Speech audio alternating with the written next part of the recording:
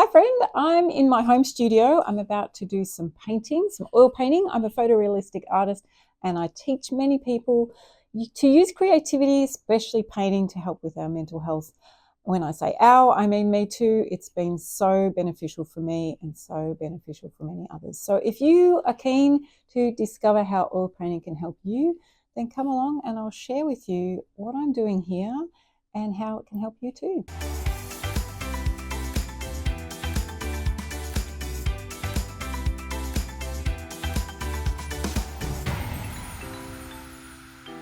So today I wanted to talk to you as I'm sort of doing my work here and share with you how creativity, how especially painting has helped me with my mental health journey. Some of you might already know some of my story. I burnt out about 12 years ago, and painting was the thing that really pulled me through, and I've had many other students come through my classes say the same. It's really helped them in a big way. So I'm just going to set up ready for the day and show you what I'm up to and just explain to you a bit about what I am doing at the moment here, part of a joint exhibition with Kristen McFarlane, who's an amazing glass artist. So you can look back at some of the previous episodes in this series of making art together. So let's get on and I'll show you what I'm up to. So this is my home studio. I have a gallery and where I teach, but this is my studio at home. I'm actually renting this house, but I have the most amazing landlord. So he's really supportive in what I do. And I've been here for 5 years, 6 years, I don't know. Feels like my home, which is really cool. So I'm just going to move this over here. As you can see, there's one large canvas set up. I have a desk over there, but that's going to disappear in a minute. I'm going to show you because I'm going to turn this. This is the other canvas that I've already, I've put gesso on the back of. Now let's just take a step back. What am I actually doing here? So part of the exhibition that I'm working towards, which is in about 4 months' time. So Kristen, my friend, she's a glass artist and we're collaborating together and putting glass and painting together. So in each of the pieces, we have about 4 main pieces that we're working on at the moment, maybe 5 if we have time. 3 of them are flowers, which I'll show you here. And this one is of hands. So Kristen loves working with flowers and I love working with water. So we sort of worked out how we could work together. And I was really, really keen to do this image. I was going to be doing this anyway, even if we weren't doing this collaborative exhibition. So we sort of went, well, how can we work together on this? And we realized that she could do little water drops of glass in front of this. So she's going to be hanging on different levels, little water drops that will actually look 3D, that will be coming out from this painting, which is going to be so super amazing. I'm really excited about it. So I worked out that I needed to take probably about 2 months per canvas. So I am almost finished this one here, which I'm going to be working on today and talking to you as I'm working on it. And then the other piece, which is, I'm going to get out and show you in a minute, just over there on the wall, that is going to be finished in the next 2 months. So the episodes after this, you'll be able to fast forward in the future and have a look at the final result. So I'm right in the middle of it today. So I'm just going to shift the camera and I'm going to start chatting to you about my journey and a little bit more about this piece and why I am doing it. I just wanted to pop in here before I continue on talking about my process as to why I am painting hands with water. Some of you might be wondering, well, it's an unusual subject, but for me, it all stems from a ritual that I love doing, which is writing and journaling. And if any of you have done The Artist's Way by Julia Cameron, look it up, it's amazing. She talks about, the importance of writing, importance of doing morning pages, she calls them. And I absolutely love writing because that's where my inspiration for painting comes. And I found that as I'm writing, I often write and then at the end, I will sort of put little quotation marks as if the universe or God or creator is talking to me. So what are you going to say to me, universe or God? And I love to just sit and listen. And often I hear these words like, I'm caring for you, I'm looking after you, I'm providing for you, it'll be okay. A lot of the imagery I see in my head is hands. You're in my hands, I am protecting you.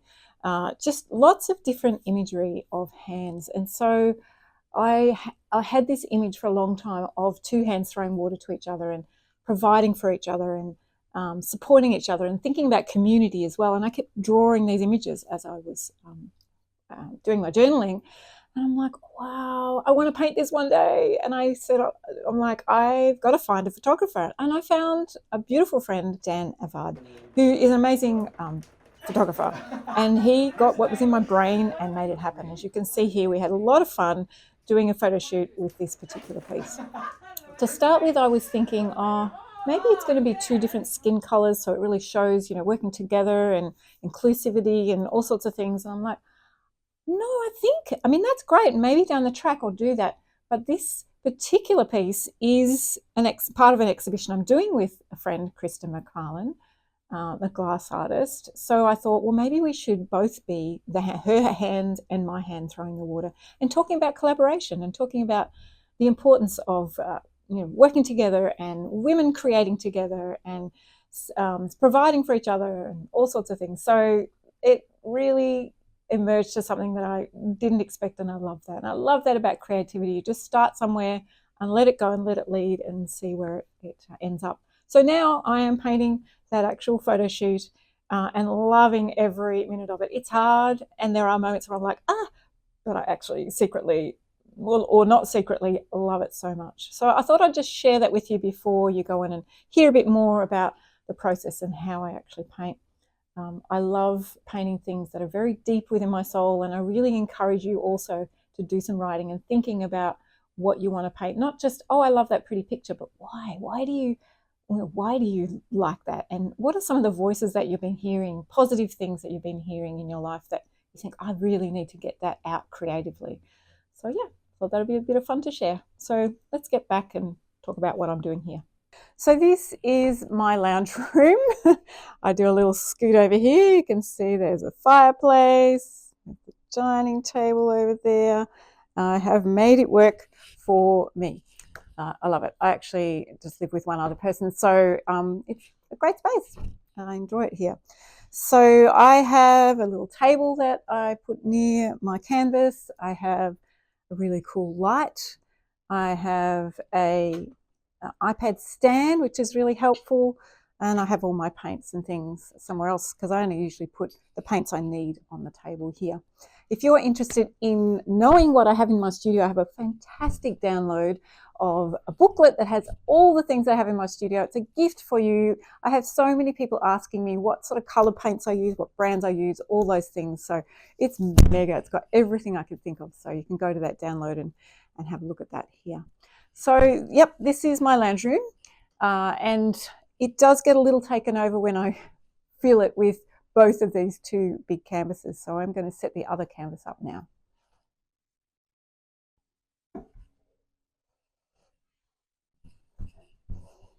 So I'll just chat to you while I'm doing this because I have a great microphone.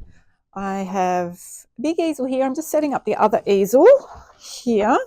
Because what I want to do at the moment is have the canvases side by side, because at the moment I'm working on some water here that actually splashes across onto the other canvas. So I really want to line them up as I'm going here. So I'll just put this here. It's going to stop a bit of the light coming in, but I often don't actually paint in the daytime. So it doesn't really worry me not actually having the light. So let's have a look here. It's been out of the way for a little bit because I haven't really been working on it. Turn it around. Actually, which way up is it? Let's have a look. Got to go. Oh, I don't know. I'll work it out. Put it over. And I think that will work if I go around like that. Okay.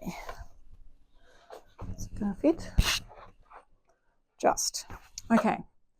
Here we go. So you'll see already I have put, I've painted the black on here. So I've put black gesso. If you don't know what gesso is, whenever you buy a canvas, there's actually gesso on the canvas. It's a waterproof paint. It's acrylic based, and it's yeah, it seals the canvas, so it makes it nice, and so that the paint, because when you're using oil paint, you don't want it to seep through the canvas. So there was already gesso on these pieces, but I've put some black gesso because most of the painting that I'm doing here is black. So it just helps when you might miss a little bit, that the black will show through. So that's why I like to do that. All right, so you can see both the paintings there now. So I'm just going to line up the paintings a little bit more. So I can move this one across, because I want to get a bit of an idea where I'm going with all of this. All right, how far across do we need to go? A little bit more. Getting them on the right level will be challenging. But yeah, this is what you call a diptych, which is 2 canvases that make up one actual painting.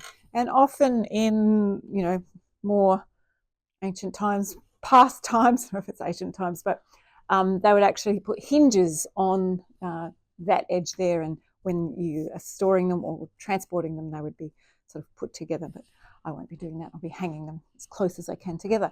So yeah, as you can see here, so there's one set of hands over here that I've already started or finished painting. Just a little bit. I've got just a tiny bit left here to do. And now we've got the rest of this to do. Have I got that upside down? I've got it upside down. All right, let's try that again. All right, because all the water's over this side, but I think my ceiling's tall enough. Hopefully, yes, it is. Excellent. That will make a lot more sense. You probably didn't see that because it's also black, but I sure can. How close are we now? That's good. All right, I can lift that one up and join that up, which is really good.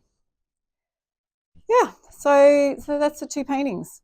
You can see I've actually painted the oil paint at the bottom. So this is the gesso, so it's very matte, and this is the oil paint. So I haven't actually done the top part of this section. I've already painted all of the oil paint around this one. So it's still yet to do the top of that one, but I'll be starting that next week, which is very exciting. So I'm going to reset up and talk to you while I'm finishing off this painting here.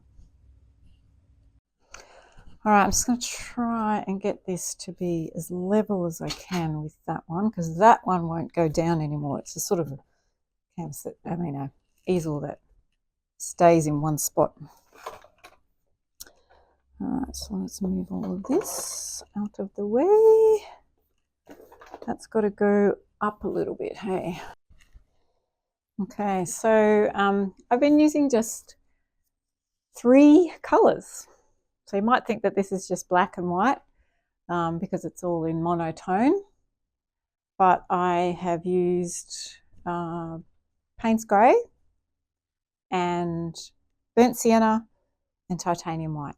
And I'm using Burnt Sienna because Payne's Grey is a little bit bluey colour. So, I mean, the label looks a little bluey, but yeah, the paint can be a little bit bluey. But like I say with a lot of my students is, they say, well, why don't we have a black that's really black? And I say, well, look around you. Is there a really, really, really black in this room? There is not really anything that is super, super black. You can, there's always some light coming off it. So Payne's Grey, it is. It's a black, but it's not quite jet black. You can get lamp black and Mars black, and they are a lot darker, fair bit darker, but Payne's Grey, most people do. All right, so this is from a few days ago, so I'm just going to, I use a paper palette. Just going to get rid of that one so I can actually see what I'm doing. That can go into the bin and into the fireplace. The bin's a bit far away from the reach right now. So, and I also have this lovely little clip-on pot, which has my medium in it, which I love. Thank you. I have so many great students that come up with great ideas. I was using a little dish, and every time I tip this up, it's like, whoa, on the floor. Not great. So that's awesome. So I'll just put some medium in there, and that's still a little bit runny from before, but let's put a little bit more in.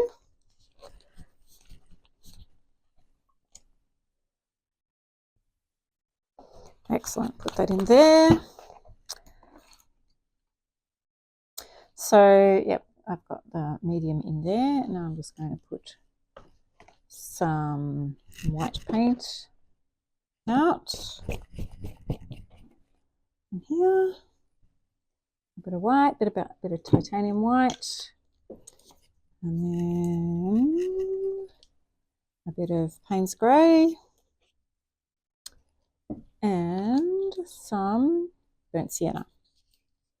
Not as much, I don't need as much, but what I actually do is I put, how much? I don't know, probably about 1/6, or maybe not, maybe 1/5 of the amount of burnt sienna as paint. It's sort of rough, very rough. All right, and then I mix them together with a palette knife. I'll just mix those two together. Getting that brown mixed in, so you won't even really notice it.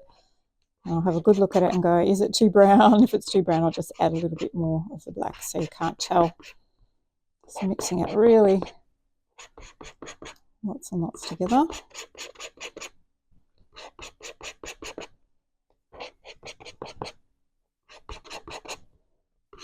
I might just put a tiny bit more of the Payne's Grey in that, just so, because I don't want to be able to see the brown, but I know the brown is there. Yeah, that's better. All right, so now I've got my two colours. Don't have to mix that up every time I'm trying to use the black, that black colour. So what I'm doing now is just going to get up my image on here, which I've already got gridded up. If I can find it. It'll be down the bottom here somewhere, working on it. There it is. So I've got a grid on that. Enlarge that up. I'm just working on some of this area in here, as you can see over here. And I try and have the grid to the same size as what the grid is on my canvas, so that I'm not trying to paint something that's like smaller, because you can't see all the detail. Yeah. All right, so we'll get that set up there. Okay, I have been trying to use my exercise ball because I do a lot of sitting, do a lot of walking around in my classrooms as well, but I do a lot of sitting when I'm working on, YouTube editing and also painting. So, my physio is like, get you moving. It keeps you sort of moving, keeps your body moving. You're not just sitting stationary. So I like that. All right, so I'm nearly set to go. Just got to find my brushes. So I've been using 3 different types of brushes for this piece. Obviously a much bigger brush. Oh, it's a bit hard to find it, but a much bigger brush, really big fat brush for the background, which I'll be doing up here in a little while. But I've been using these 3 brushes mostly. So I have like a filbert brush. I just found this one, it's a really long handle. Normally I don't use long handles, but I just really like this one. It's a little bit shorter filbert type one. So you can see it's sort of thin one way and then thicker, but it's got a bit of a rounder edge on it. I really like that one. And then I've got 2 round brushes. So this one's had a real workout. It's got a little bit of a, gosh, hard to get it into focus. It's got a bit of a bend on it, but I still love it. It's been a lot of workout.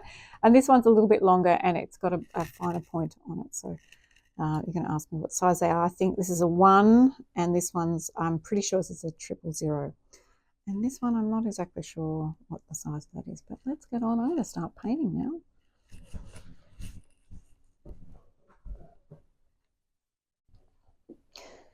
Because I work in the daytime, I always have, because I work at night time, it's daytime now. It's very rare I paint in the daytime actually.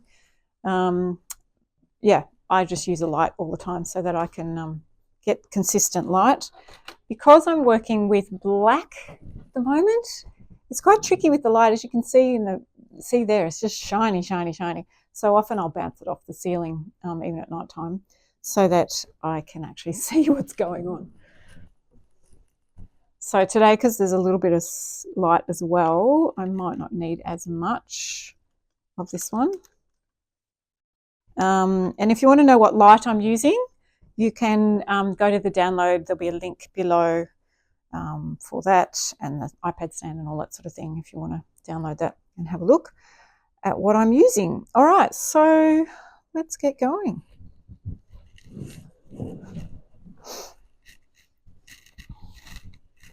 I like to have my iPad as close as I can possibly get it, so that I'm not like pushing or moving my head like way over here and then way back when I'm actually looking at it. And again, want it to be the same size.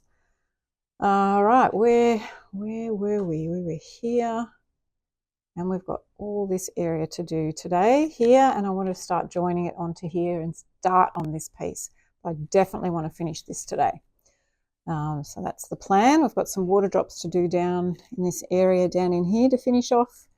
And there's not a lot more to do up here, which is great. I've done most of that. So yeah, so we'll work on this piece here. All right, so I have my Payne's Grey with some burnt sienna in it and the titanium white. So I'm just mixing up sort of like a grey in between, because there's a lot of greys happening here. I can enlarge it up a bit to show you. It's quite blurry. So the piece I'm working on at the moment is this sort of darker area here that needs all filling in, which is this piece here, in here. Yeah, it's got some blurry bits happening in there. That's all right. We will go a little bit at a time. I do find doing the detail quite challenging. But I seem to love the challenge. Of course I do, because I'm doing this. And but I suppose I'm saying that because I want people to realise that, you know, yeah, look, it might look easy as I'm doing it, but there's a lot going on in the brain. There's a lot going on in trying to work out things. And when I'm teaching, what I try and do is encourage people to, my hands are pain everywhere, to think about, it's pretty much all problem solving. So it's like, okay, that's too dark, or that's too light, or that's too thin, or that's too thick. You know, I don't get it right the first time. Most of the time, I just get it on and then I play around with it. I think that's the biggest challenge with most people, is thinking that you have to get the paint on and get it right first time. You know, it's very much a trial and error a lot of the time. I have to go back over things at times, and later on when I look at this as a whole, I'll even come back and play with things a bit more. So let's get on and do some painting. I'm going to paint a little bit from a distance, and then I'll bring in the camera a little bit closer. And I'll just chat to you a little bit about you know, this particular piece and why I'm doing it, how I sort of came to this point. I think, gosh, hopefully I can talk and paint at the same time. That's going to be fun. We'll try it. Whew. I think that, gosh, yeah, this might be hard. We'll see how I go. I think that my painting came from burning out big time and just trying to find ways to, yeah, this is really hard to talk. And isn't that interesting? That is really interesting. I often, well, not often, all the time when I'm talking to students, you know, we say that when you start painting, you actually forget everything else. I had a lady the other night, she's like, had a really stressful time at work. She said, I nearly didn't come because there was so much work to do. She sat down and started painting. She said, I'm just going to do an easy part. I said, no, you're going to do the hard part. You're going to do this really detailed part. And at the end I said, you didn't think about work, did she? She said, no, I didn't. So yeah, I might even have to do a voiceover here. We'll see how I go. I'll keep going. But it's fascinating. That's why I love teaching this particular style, because it is so helpful with you know, for your brain. It's just fantastic. So what's going on at the moment is I'm trying to work out, I can enlarge this up, you might be able to see. I'm trying to work out where to start here, because there's a lot going on along this edge here. And what I like to do is find a point where I can go, I see that. So I see that really bright white spot. So I'm going to paint that in, because at the moment all of this just looks, whew, it's all the same color and there's so many different shapes. So I'm going to start to put in some of the little elements that are just really obvious to me. So I think I'll just get a little bit more white, lighter grey on my brush. I might even need a smaller brush, this one. This is what I've been using, mostly this one for all of it, but then I come in with the smaller brushes for the rest. So I can see that that's about half, about here. So I have this this, it's not a square, it's a rectangle, up exactly the same size, so that I make sure that I get everything in the right place, because I can sort of like look at it spatially. And if you're good at maths and engineering and all sorts of things, this is a great sort of technique, using the grid, because it's very mathematical, because you're just looking at the spaces between. I've pretty much lost my grid here now, but I've got to use some of the other things that are happening here to help me with the space. So that is a lot further over this way. So I'm just going to put that little spot there. And I do need the smaller brush now, because that was way too big a mark. So let's go and get this smaller brush and use that to get that shape in. And again, I'm like, oh, if I haven't got it right, I can move it. You can always move things. With oils, that's why we love oils, is because you can actually move things around so much more. So I can brighten that up later, but I'm just going to get that shape in. And it is a bit blurry as well, but I'll play around with the blurry in a little while. So I'm just looking over here now. I'm just looking at where all the bright white bits are, so that I can just sort of get all of those in. All right, so we've got this one's got one over here. Cool. So if you're someone who's sort of started painting, and I want to really encourage you, painting with oils, I mean, to not give up and to keep going and learning. Like, I've been painting now with oils for 12 years now, I think, and I'm still learning, and I'm still sort of discovering, little techniques and, different brushes. And, I really want to encourage you to be thinking about, well, what, maybe Heather's doing that, but I'm going to try something else. Like, don't just do it just because I do it. I really want to encourage you to be proactive and think about what's going to be, try some different things. It might actually be really cool, and you might actually come up with your own style. And that's another thing people, have been asking me about is, how do I, Heather, you've got your style, you've got your water thing. How do I come up with my own style? So that's a really good question. And I think the way I began all of that was just doing what I loved. I loved walking in the bush. I loved actually just exploring nature, and it just sort of came naturally. Like, the other day, one lady said, I don't really know what you've got something. And I said, oh, hold on, just have a look at some of the things you've been painting. You like the flowers? She said, yeah, I really do. I'm like, why don't we try doing some bigger versions of the flowers? So, pick a subject and try and explore it a little bit. When I started painting, I knew a lady who was a curator, and I said, what do I need to do to end up doing an exhibition? And she said, well, first of all, you really need about 8 pieces, and they need to have some sort of theme, that sort of relate to each other. So that's a really good start to think about a theme. And, you can come up with a theme, but don't feel like that's going to be stuck with you for the rest of your life. It might be just that exhibition or that, thing that you're doing. You can change, and it'll eventually happen. The main thing is, you're doing it because you're enjoying it. That's basically what I did to start with. I just enjoyed doing it, and I wasn't doing it, and I still don't really do it, although I'm very happy when I do, to sell. So I've got numbers of pieces that I haven't sold, and I haven't really sold much in the last year or so, So, but I just love teaching. But hopefully this exhibition will bring in some cash flow, but who knows? It's not going to be the be-all and end-all. Something that, Kristen and I really love to do. So, we'll keep doing it. So I'm just trying to get in some of the key spots. And once you start getting some of the spots in that make sense to you, then everything starts to sort of flow a bit better. Now I've got a few things in the wrong spot. I'm just realizing that white spot needs to be over further. Is it going to make any difference? Probably. So I will probably move it in a minute. I'm going to just go over it with a darker color, because it's actually a darker color in there. See, that's what you can do with oils, and don't stress out. You're just like, okay, let's just change that color.